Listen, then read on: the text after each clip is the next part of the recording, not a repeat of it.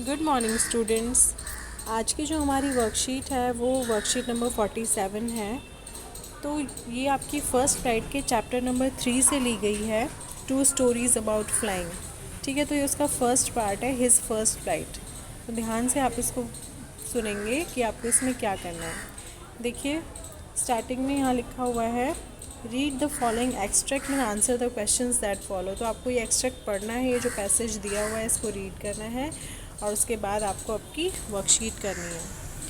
His first flight written by Liam O'Flaherty is a story of a young seagull who is afraid of flying. ये जो story है his first flight, ये एक कहानी है एक यंग सीगल की।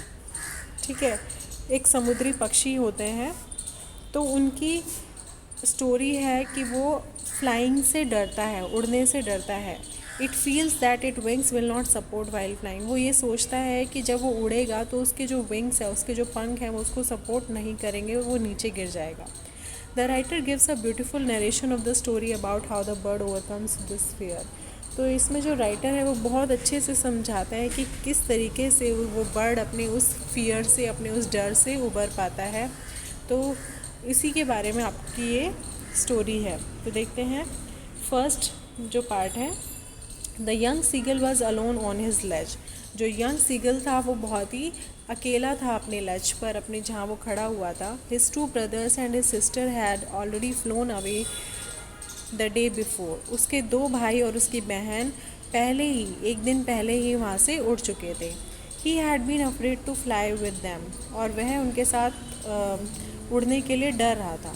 Somehow when he had taken a little run forward to the brink of the ledge and attempted to flap his wings, he became afraid. किसी तरह उसने कोशिश की, थोड़ा सा आगे बढ़ने की कोशिश की, अपने उस लेज से बाहर निकलने की कोशिश की, उसने अटैम्प्ट भी किया, अपने पंख भी हिलाए, लेकिन वो डर के मारे आगे नहीं बढ़ पाया। The great expanse of sea stretched down beneath and it was such a long way down, miles down.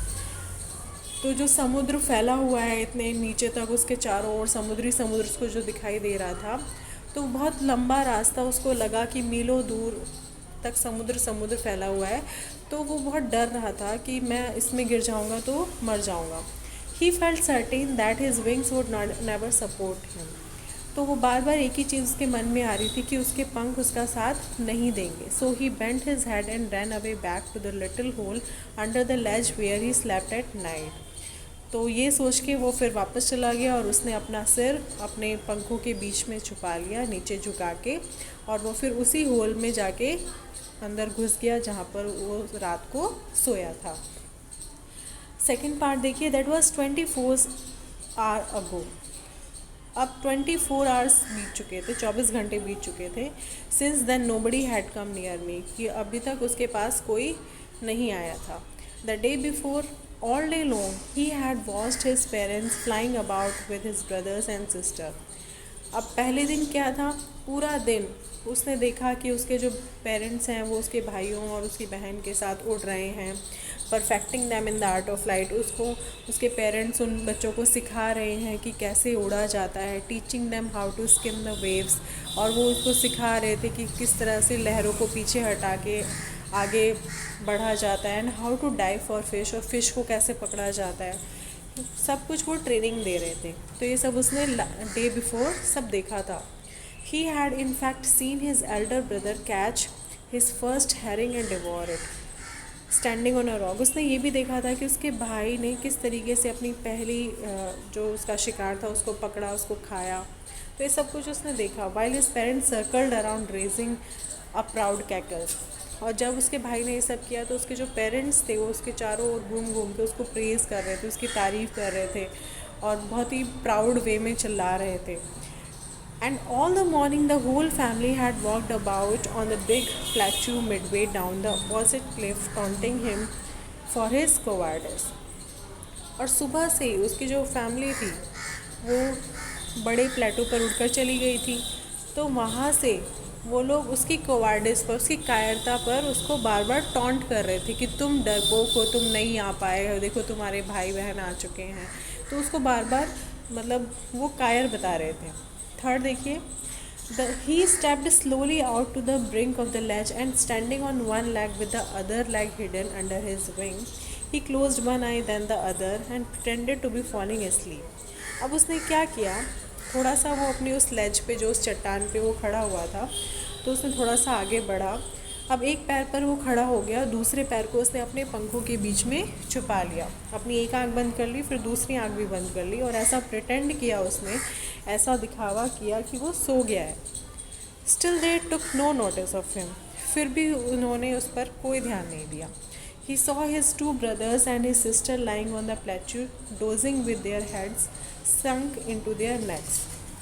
तो उसने देखा कि उसके जो दो भाई हैं और उसकी जो बहन है वो कहाँ उस पठार पर बैठकर अपने सिर हिला रहे हैं नशे में, मतलब इस तरह से वो हिला रहे हैं, मतलब वो पेट भरा हुआ है उनका, नींद में है और अपनी गर्दनों को हिला रहे हैं। His father was preening the feathers on his white back, और उसके जो फादर हैं वो अपने पंखों को साफ़ कर रहे हैं, अपनी सफ़ेद जो उनकी बैक है उससे अपने पंखों को साफ़ कर रहे हैं। Only his mother was looking at him, सिर्फ उसकी जो माँ है, उस सीगल की जो माँ है वो उसको देख रही थी। She was standing on a little high हम ऑन द प्लेचू, तो उस प्लेचू के ऊपर वह थोड़ा सा ऊपर उचक के खड़ी हुई थी। Her white breast thrust forward now and again she tore at a piece of fish that lay at her feet and then scraped each side of her beak on the rock. अब एक माँ का दिल अपने बच्चे के लिए बहुत ही ज़्यादा सॉफ्ट होता है, वो नहीं देख पाती कि उसका बच्चा भूखा है, तो उसकी माँ बार बार कोशिश कर रही थी, उसको उचक उचक के देख रही थी और वो उसको सिखाने की कोशिश कर रही थी। वहीं से वो एक फ़िश को पकड़ती है, उसका टुकड़ा पकड़ के उसको कैसे तोड़ा उसने, फिर अपने पैरों के बीच में उसको दबाया, फिर अपनी बीक से उसको इधर उधर स्क्रैप किया, इधर उधर पटका। तो किस तरीके से वो सब चीज़ें उसकी ट्रेनिंग वहाँ से वो कर रही थी, तो उसकी माँ का ध्यान ही सिर्फ उसकी तरफ था। तो ये आपका फर्स्ट पार्ट है, अभी इसके आगे का पार्ट भी आएगा। अब आप देखिए नीचे क्वेश्चंस दिए हुए हैं। फर्स्ट क्वेश्चन है, why was the young seagull afraid, वो जो यंग सीगल था वो डरा हुआ क्यों था। उसके बाद आता है हमारा सेकंड क्वेश्चन,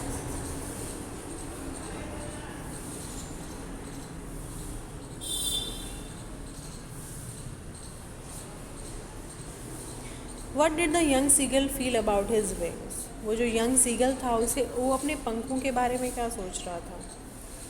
थर्ड क्वेश्चन है, for how long the young seagull had been alone, कितने टाइम से वो जो यंग सीगल था वो अकेला था। Fourth question, why was the whole family taunting the young seagull, जो पूरा परिवार था वो यंग सीगल को क्यों टॉन्टिंग कर रहा था, उसको क्यों ताने मार रहा था। Fifth question, what did the young seagull do out of his ledge, young seagull जो था वो अपनी लेज पर क्या कर रहा था। एंड सिक्स क्वेश्चन है, what was seagull's father doing, seagulls के पापा क्या कर रहे थे। और seven question, pick out the word from the passage that means the same as, तो यहाँ पर आपको पैसेज से वो वर्ड ढूंढने हैं जो इनका सिमिलर मीनिंग है। द वर्ज, सेकेंड वर्ड है टू शार्पन, उसके बाद C a narrow flat piece of rock that sticks out from the cliff. तो ये आपको ऑप्शंस भी दिए हुए हैं, आपको इनमें से टिक करना है, तो आप यहाँ पे डिक्शनरी की हेल्प ले सकते हैं और इनके आंसर्स आपको ढूंढने हैं। डी है an area of land that is higher than the land around it, एक ऐसा लैंड का टुकड़ा जो कि उसके आसपास की लैंड से थोड़ा सा ऊंचा हो, उसको क्या कहते हैं, रॉक कहते हैं या प्लेट्यू कहते हैं। फिर ई है to move lightly just about a surface C, अब ऊपर उठना, एक सरफेस से थोड़ा सा ऊपर उठना है, समुद्र से थोड़ा सा ऊपर उठने को क्या कहा जाता है। फिर लास्ट क्वेश्चन देखिए, have you ever had a similar experience, क्या कभी आपका सेम एक्सपीरियंस रहा है, where your parents encourage you to do something that you were too scared to try, जहाँ पर आपके पेरेंट्स ने आपको भी इसी तरह से एनकरेज किया हो, प्रोत्साहित किया हो कि जब आप स्केयर हों, डरे हुए हों किसी चीज़ को करने के लिए, तो यहाँ पर आपको अपना एक्सपीरियंस शेयर करना है। Discuss this in pair of और ग्रुप्स ओवर द फ़ोन, तो आप ये सब डिस्कशन कर सकते हैं अपने फ्रेंड्स के साथ फ़ोन पर, पेयर्स में भी या ग्रुप्स में भी। ठीक है बच्चों, तो ये आपकी आज की वर्कशीट है, बड़े ध्यान से आपको ये वर्कशीट करनी है। आई होप आपको समझ आई होगी, तो इसको अपने ग्रुप में सेंड करेंगे करके। Thank you.